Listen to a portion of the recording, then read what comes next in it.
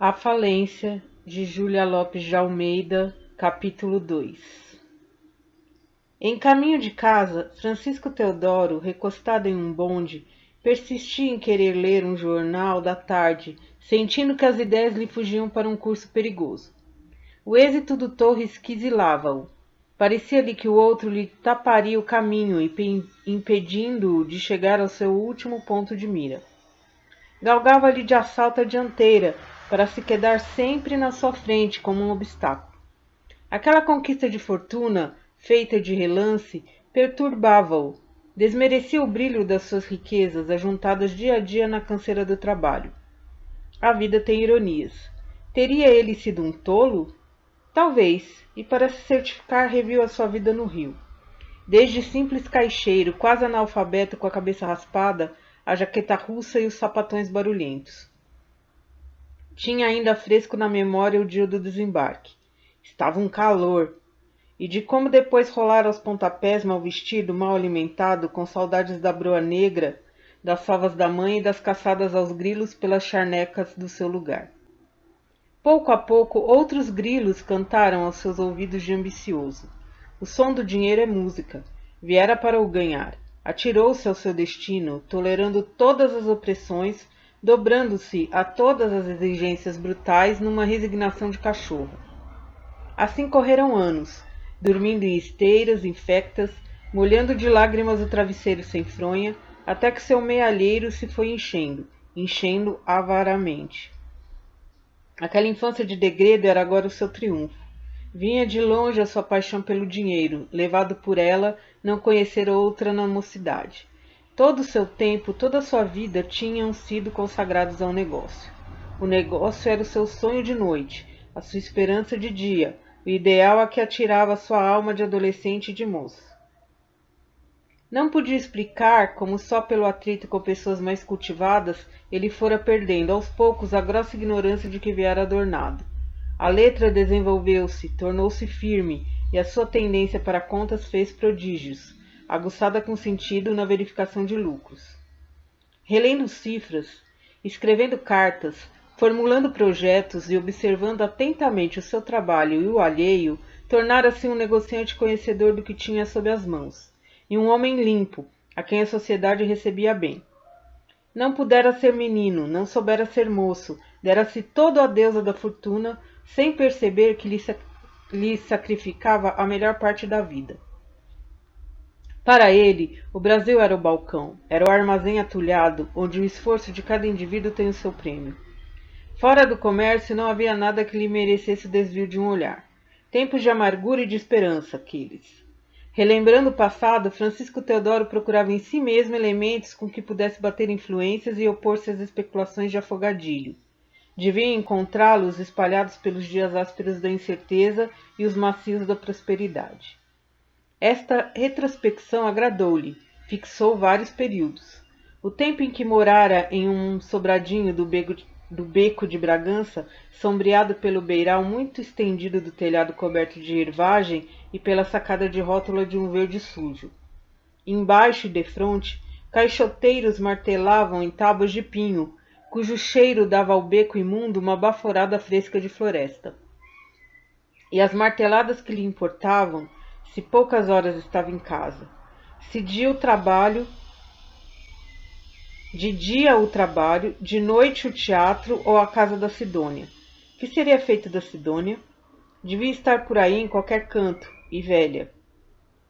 Aos domingos na chácara do Matos, o solo, os jantares à portuguesa e a hospitalidade paciente da boa Dona Vica. Tudo lhe girava na memória, suavemente, suavemente. Fora no conforto daquela chácara, vendo-se cercado de considerações, ao lado do amigo repousado e feliz, que ele sentiu a sua importância e se lembrou de que deveria haver na terra outras delícias. Mas o seu coração, cansado de uma luta formidável, negava-lhe novas inclinações. A pátria esquecida não lhe acenava com o mínimo encanto. A mãe morrera, a sua única irmã tinha se recolhido a um convento. Fechara-se uma porta sobre a sua meninice. Sentia-se só, começava a cansar-se e a enjoar as mulheres fáceis, com quem convivia em relações momentâneas. Mesmo a Sidônia enervava-o com seus arrufos e as suas denguices. Atirou-se a proteger as instituições do seu país, a andar com medalhões e fazer mordomias na beneficência. No fundo, não era só a distração que ele buscava, nem a caridade que ele exercia. Uma outra causa lhe filtrava na alma aquela vocação para o benefício. E a comenda chegou. Foi só depois de comendador que Teodoro se sentiu vexado daquela habitação e se mudou para um segundo andar da Rua da Candelária, que mobiliou a vinhático, com exuberância de cromos pelas paredes. Achou, ainda assim, que à sua casa alegre faltava qualquer coisa. Viera-lhe a dispepsia. Que insônias! Um médico consultado aconselhara-lhe uma viagem à terra ou o casamento, para regularização de hábitos. Ele achara cedo para a viagem, solidificaria primeiro a fortuna. A ideia do casamento parecia-lhe mais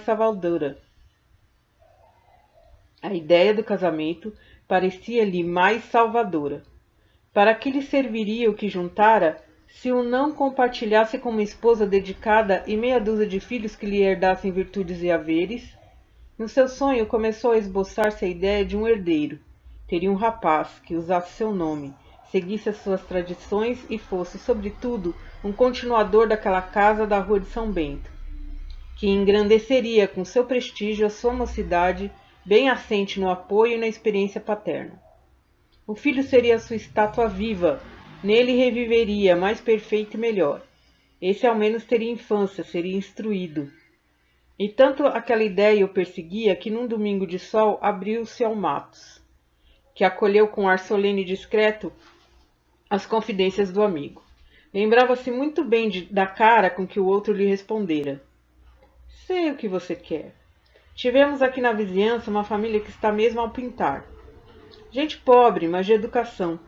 A filha mais velha é a que lhe convém, bonita e grave, muito digna. Francisco Teodoro murmurou. Pois uma mulher assim é que me servia. O diabo é que elas vão de mudança para Sergipe. Então acabou-se. Não se acabou o tal. Por enquanto estão hospedadas em casa de umas tias, no castelo. Ainda é tempo de lá irmos fazer uma visita. O resto fica por minha conta. Foi por uma noite escura que ele, jamais por condescendência que por curiosidade, entrou com Matos na casa das senhoras Rodrigues, no Morro do Castelo. Fazia frio. Na rua, um cão uivava longa, doloridamente. Quem abriu a porta foi a mais velha das donas da casa, Dona Itelvina, senhora alta e seca, muito nariguda, vestida de lãs pardas. Os outros ainda se cumprimentavam e já ela se sentava, erguendo o joelho agudo sob a costura. Não tinha tempo a perder. A outra senhora da casa andava por fora. Teodoro conhecera-a depois. Essa era toda confiante e muito religiosa. Tinha ido à novena do Carmo com as duas sobrinhas mais moças e o irmão, o velho Rodrigues. Em uma sala vasta, quase nua, mal clareada por um lampião de querosene, viu Teodoro pela primeira vez Dona Emília, uma senhora bonita, de ar majestoso e olhos trêfegos, e as suas duas filhas mais velhas, Camila e Sofia. Camila fazia crochê perto do lampião. Sofia refugiara-se para um canto do canapé, queixando-se da cabeça. E a mãe começou a falar com ar de sinceridade, muito demonstrativa. A cada instante o nome de Camila saía-lhe da boca com um elogio. Era a filha mais velha e a mais instruída. Pilhara os tempos das vacas gordas, quando o pai exercia um cargo lucrativo. Os dedos de Camila apressavam-se no crochê. Com certeza ela havia de ter errado os pontos e sentido os olhares de Teodoro queimarem-lhe a pele, que a tinha linda, de uma alvura azul de camélia. Dona Emília asseverava que a sua Mila, como a chamavam em casa, esquecia-se das suas prendas, obrigada pela necessidade a fazer serviços domésticos. Francisco Teodoro comoveu-se com a ideia de que aquela mulher, talhada para a rainha, passasse os dias a picar os dedos na agulha ou a calejar as mãos com o uso da vassoura ou do ferro.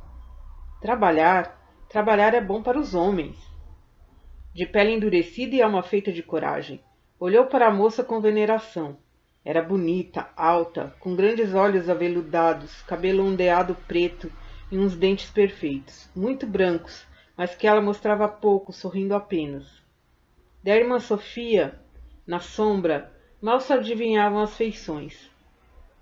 A uma das frases em que a abundância do amor materno lhe debuxava as perfeições, Camila saiu de ao pé da luz e foi para a janela olhar para o escuro. Como correu depressa aquela noite! Francisco Teodoro saiu tonto. O amigo ria-se. Não lhe tinha dito? Gabava-se de ser casamenteiro. Levaria em breve tudo ao fim. E dias depois o Matos pedia a mão de Camila para o amigo. Começou então a série de presentes e de visitas. Mila tinha sempre o mesmo embaraço e a mesma brandura de sorriso. O que ela ouvia da família não o podia adivinhar. Francisco Teodoro, que a sentia umas vezes reservada, outras vezes confiante. Adiou-se a partida para Sergipe. Houve doenças em casa, prolongação do noivado, peregrinações de Teodoro por aquele morro do castelo, com raminhos de violetas para Mila, todas as doçuras de namorado. Casaram-se em um dia lindo. Ele dera grandes esmolas aos pobres da igreja, Mila parecia um anjo entre nuvens brancas. Depois, a família partiu para Sergipe. O pai era xoxo, mas levava a carteira gorda. A mãe, com seu modo de rainha destronada, as irmãs iam bem enroupadas e todas tranquilas sobre o futuro de Mila e do filho mais velho, o Joca, por quem Teodoro prometera olhar e que andava por aí à toa. A sua maior comoção fora ao entrar em casa na Rua da Candelária. Supusera sempre que ela palpasse com sofreguidão todo o seu ninho na alegria de ser a dona, a senhora de tantas coisas compradas para o agasalho do seu amor. Mas não. Em vez de ir para o interior, Camila fora para a sacada. Ele acompanhou-a.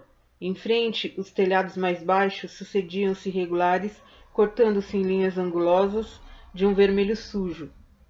As casas desiguais acumulavam-se paredes ameaçando paredes, janelinhas de sótãos espiando as telhas estriadas de limo, de onde emergiam chaminés negras e curtas, baforando fumo.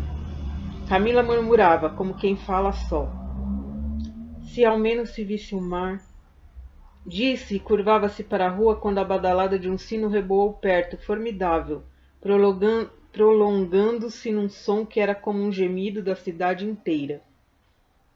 Mila ergueu-se com um estremeção e voltou para o perfil da igreja olhar estático. Ele sorrira do susto enquanto ela dizia: "Como é alto!" Depois desse vieram dias tranquilos. A mulher bordava almofadas para o sofá e emoldurava os cromos com musgo e flores secas. Tinham-se acostumado um ao outro, viviam em paz, quando a Sidônia reapareceu na vida de Teodoro, obrigando-o a desvios e infidelidades. Nem a pobre Camila desconfiara nunca.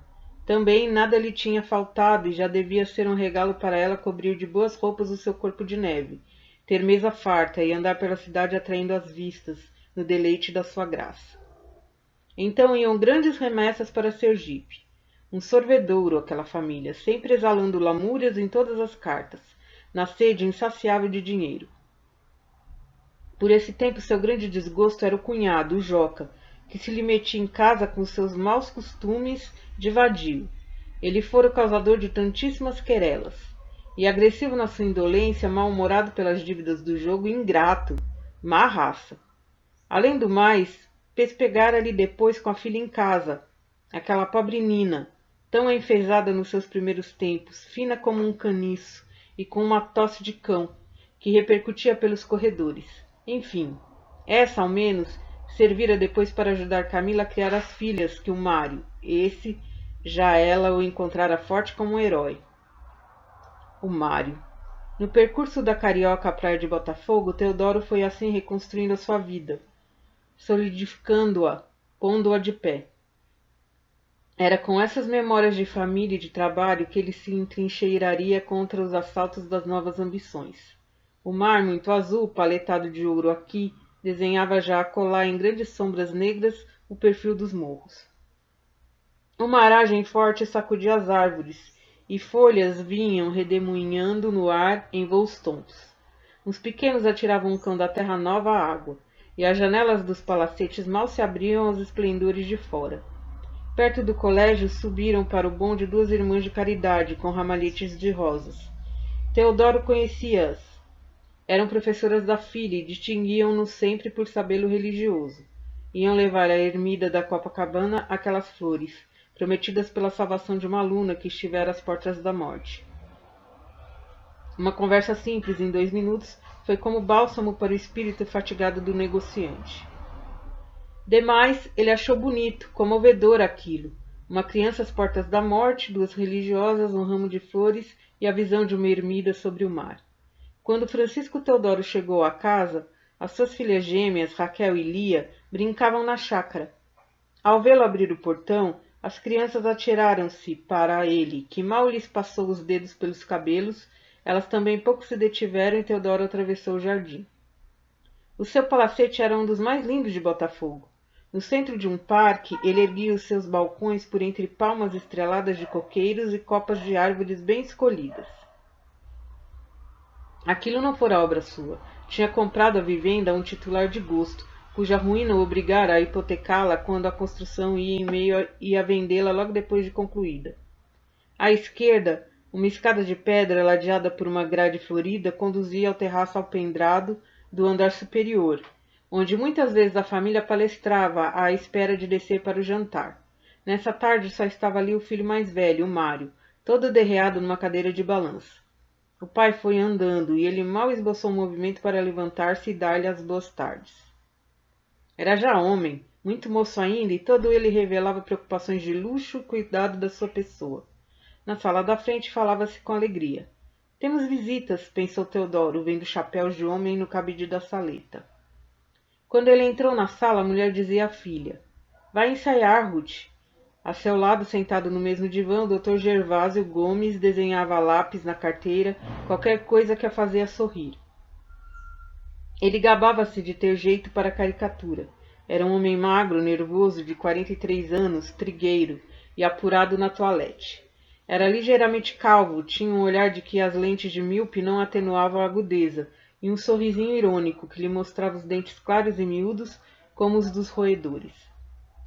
Camila guardava um viço prodigioso de mocidade. Todo o rio a apontava como mulher formosa. Tinha herdado da mãe aquele ar de majestade que tanto impressionara Teodoro na primeira entrevista do castelo, adoçado por uma grande expressão de calma e de bondade. Francisco Teodoro foi direito a eles e cumprimentou-os, sem se atrever a roçar os lábios na face da mulher, com todo o escrupuloso pudor das suas ações em família. Sentava-se já quando ela lhe disse com leve censura: Você não cumprimenta o capitão Rino nem o maestro?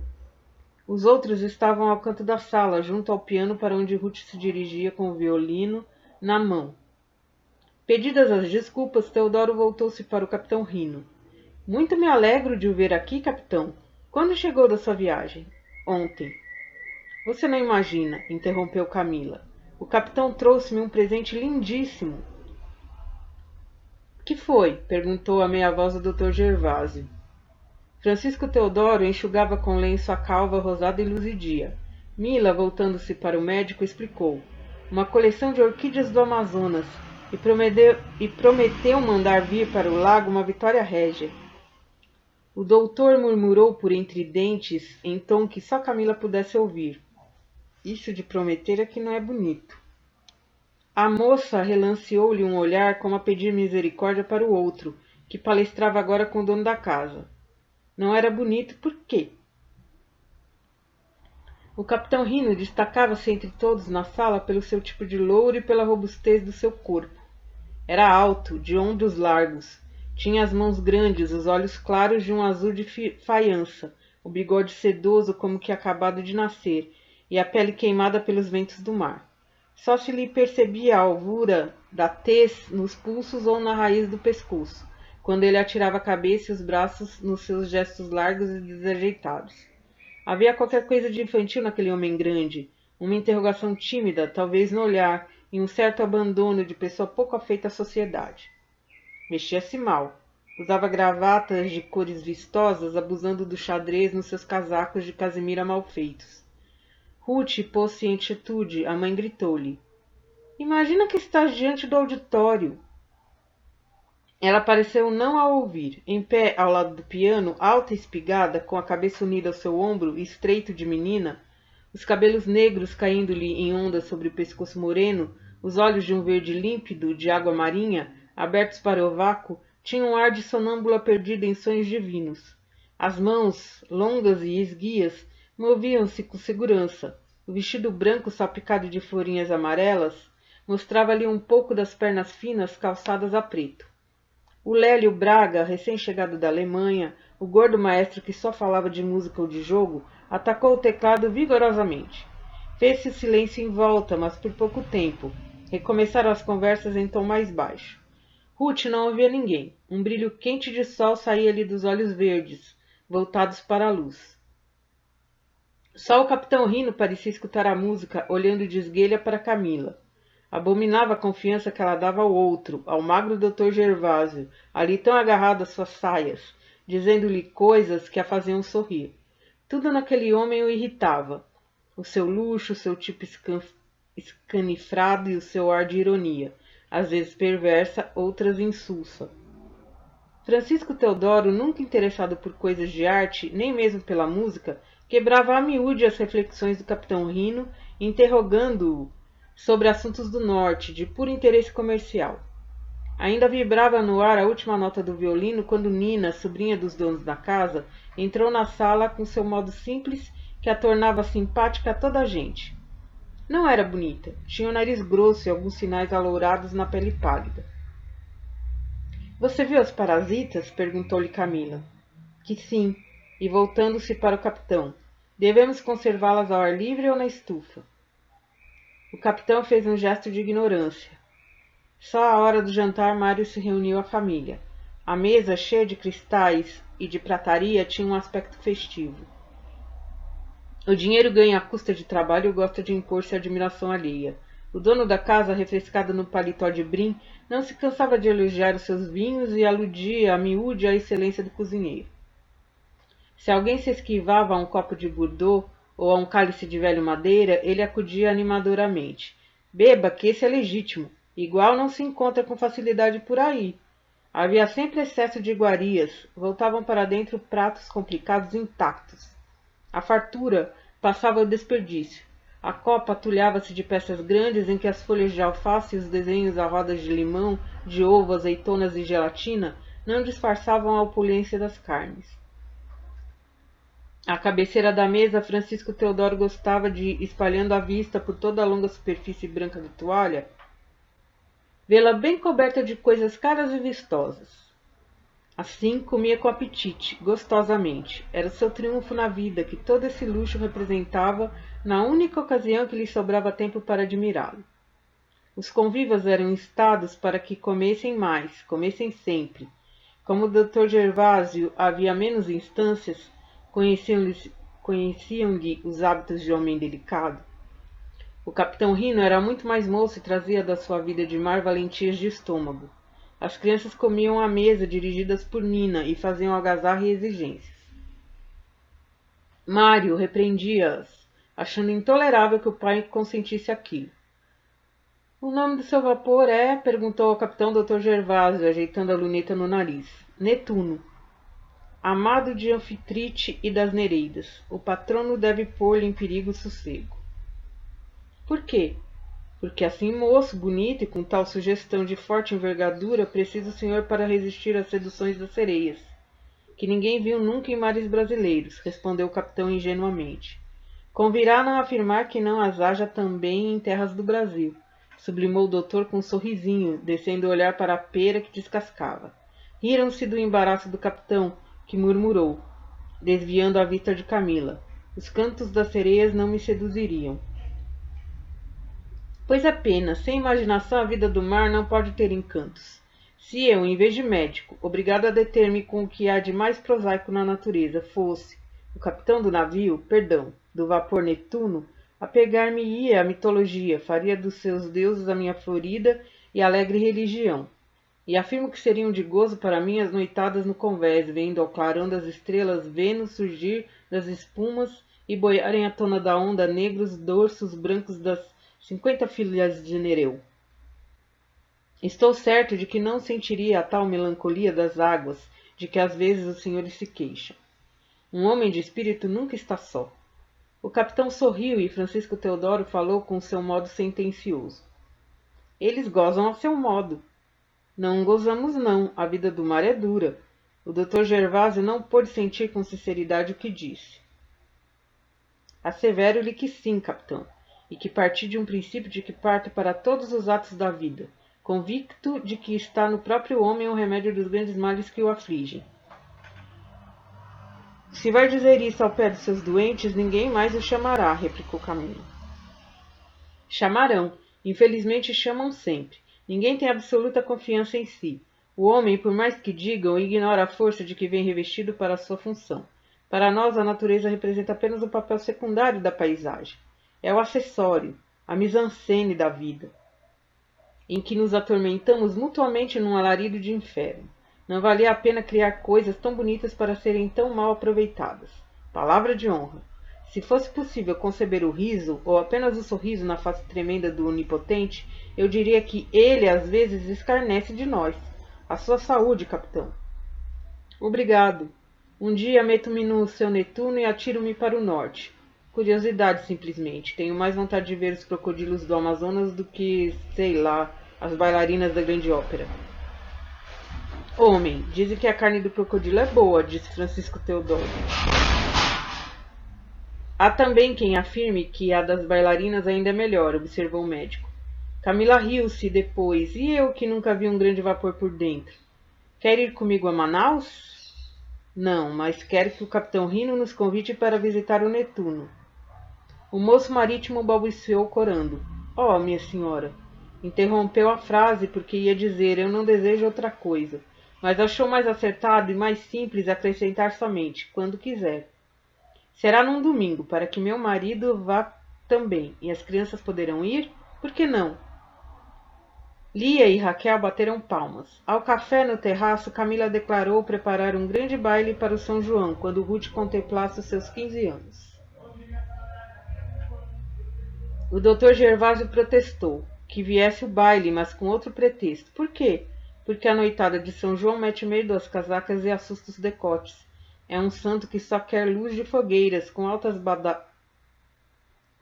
labaredas e crepitações, e ainda há de ser no campo, entre gente rude que dance em torno às chamas.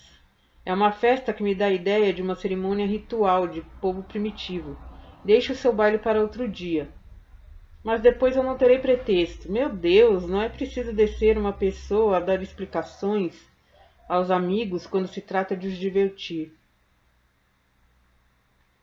Francisco Teodoro ouvia o Dr. Gervásio com muito acatamento, reconhecendo-lhe superioridade intelectual. Devia-lhe a vida dos filhos, confessava, e dessa dívida não se cansava de se dizer devedor. Aprovou a ideia do baile. Fizessem o que quisessem, a bolsa estava aberta. E a propósito, deixando os outros a tagarelar no terraço, ele fechou os olhos e pensou na felicidade do Gama Torres. Quem sabe? Talvez que ele pudesse fazer o mesmo. A época era favorável, o café rendia como nunca e ainda havia esperanças de alta.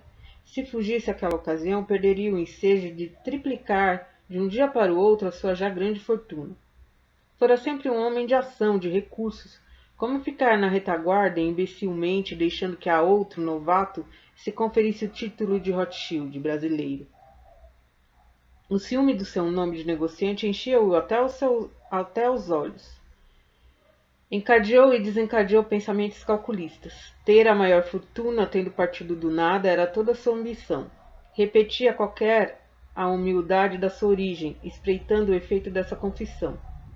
Ser o mais poderoso, mais rico, mais forte, tendo partido do nada, não seria ter alcançado a suprema glória na terra? E ali mesmo, bem recostado na sua cadeira de balanço, com o papo cheio de ótimas iguarias, as mãos descansadas nos braços da cadeira, ele insensivelmente passou do sonho ao sono. Na meia sombra do lusco-fusco, os olhos do capitão Rino fulguravam, espiando com raiva os rostos do médico e de Camila, que se contemplavam. Mário atravessou o terraço de charuto na boca em direção à rua. Onde vais? Perguntou-lhe a mãe. Ao teatro, respondeu ele sem se deter, descendo a escada.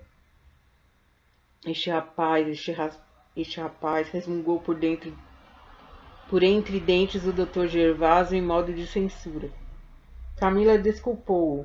O filho tinha gênio e era muito independente, não queria contrariá-lo. Para quê? A vida é curta, cedo viriam as amofinações. O juízo havia de vir com a idade. Embaixo, no jardim, entre os grupos recendentes de heliotrópio e de jasmins do cabo, as crianças e Ruth faziam roda a Noca, mulata antiga na família, que lhes contava histórias de fadas e de príncipes encantados. Vendo Mário dirigir-se para o portão, a mulata chamou com familiaridade de amiga velha. Seu Mário, escuta aqui. Que é, Noca? Onde é que vai? Se eu não morrer pelo caminho, hei de chegar ao teatro. Não morre, eu ainda esta noite sonhei que você estava amortalhado e que Dona Nina chorava sangue. Sonhar com morte é sinal de saúde. Traga umas balas para mim. Vá esperando. O capitão rindo despediu-se e desceu também para a rua, ouvindo a voz da Noca recomeçar numa melopéia. Minha varinha de condão, pelo poder que Deus vos deu, fazei. Nina, encostada à grade, via Mário afastar-se. E lá em cima, no terraço, ao lado do marido, adormecido, Camila curvou-se para o Dr. Gervásio e beijou-o na boca.